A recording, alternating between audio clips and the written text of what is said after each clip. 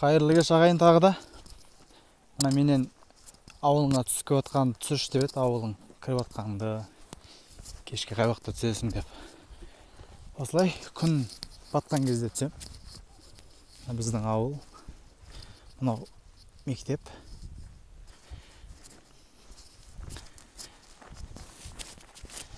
Сіздерге үйге дейін түсіріп барайын.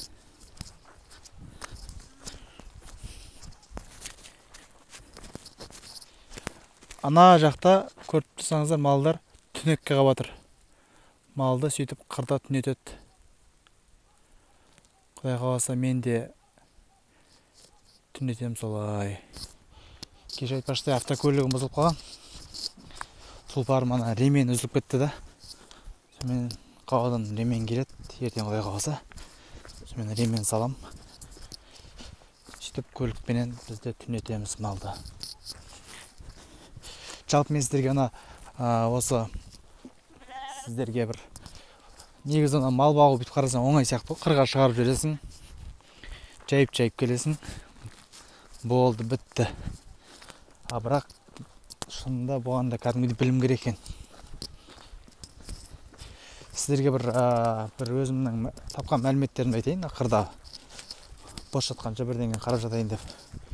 Әртүрлі осы қой бағу бойынша информациялар іздедім. Соның ішінде ең қызығы, қой күніне кемі 30 километр жүріп жайылу керек екен.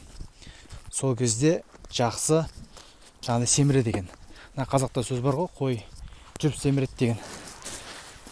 Сол сөздің жаңағыдай бір тікелей жауабы болып тұр да, жаңағы кемі 30 километр жүру керек екен. Мен қазір менде айфонда здоровье деген программа бар. Сонымен қосып көрдім. Мен күніне ең көп жүргенім 19 километр екен қазір. 20-ға жетпей жатырмын. Ол менің жүргенім.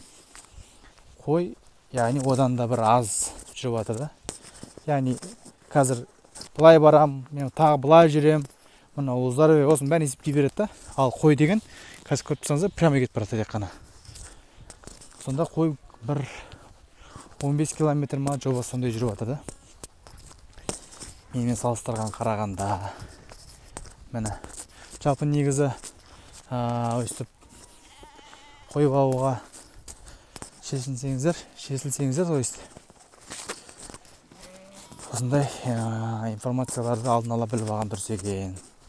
Және бұлардың қандай аурулары бар, қалай дәрілеу керек, соларында негізі үйреніп алу керек екен.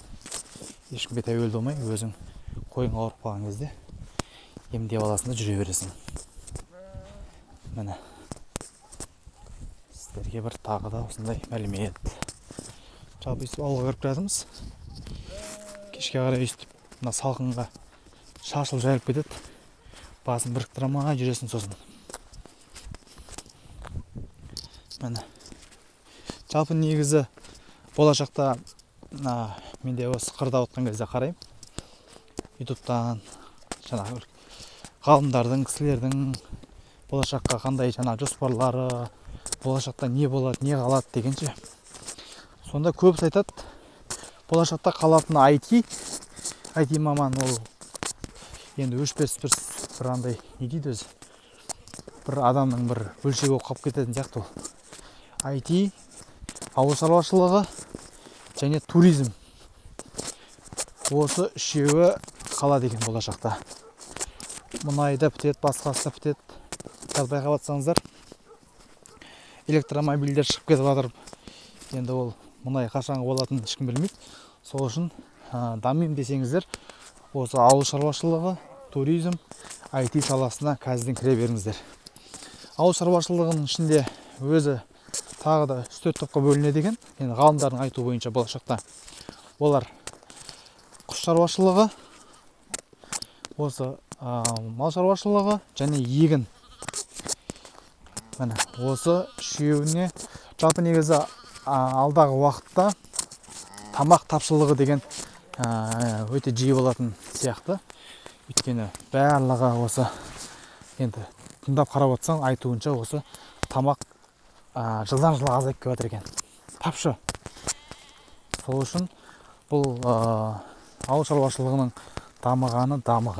Яғни қазірден бастап андай үлестеріңізді жіберіп алмай, осы салаға кірсеңіздер болады.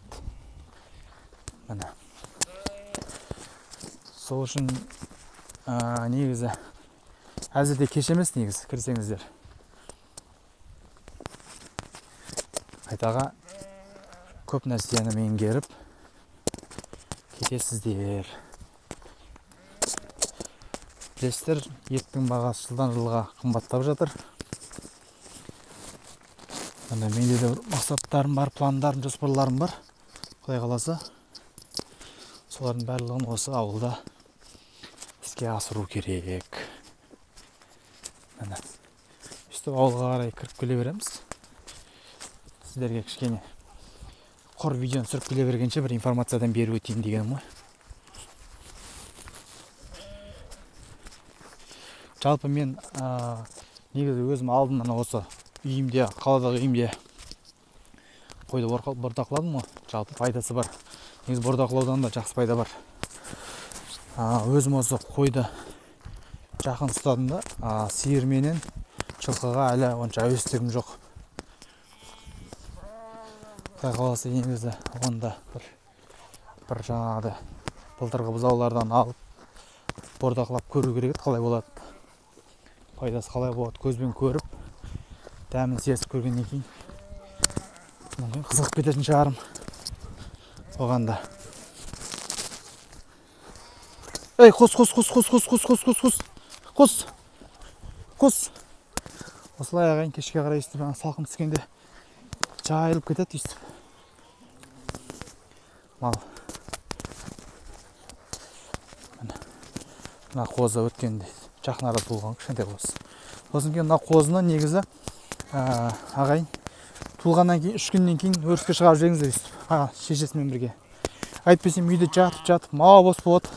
Алдында мен қозылар мана күн суықтан үйде тұрып қалды. Осы қырға шығарған кезде үйде жатып, мал бос болған, ұйықтап. Қырға шыққан кезде бір апта шаршадым ау. Жатып қала береді. Жерде артынан жүресің, қап кетпесін деп тұрғызып. Сол үшін оның өзі де бір лайфхак.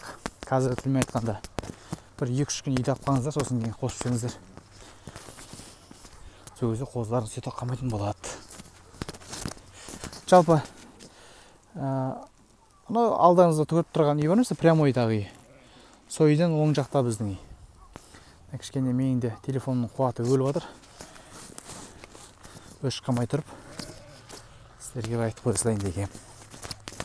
Жалпы осы ағайын кешке өйстіп түсеміз. Айтпақшы, бәрін айтты, бірін айт. Ең қызығын айтайын. Өйстіп күніге жаяу бағып келесің, үйге барасың қазір. Малды қамап, жайғастырып болғаннан кейін ішке кіресің ғой. Тамақ ішіп берген кезде ең қызық сол жерде ғой. Бірлеген тамақ жеп қоясың ғой жаңағыдай. Қарның ашып кеп. Кейде осы ойлаймын, жеңгем мен ағам аш қалатын сияқты маған. Тамақты мен жеп қоятын сияқтымын. Қос. Сол үшін ағайын, шаруашылықтарыңыз дамысын, тек қана алға, қазақ елі. Бай болыңыздар, күш қуатты болыңыздар. Ал ағайын, келесі кездескенше сау саламатта болайық.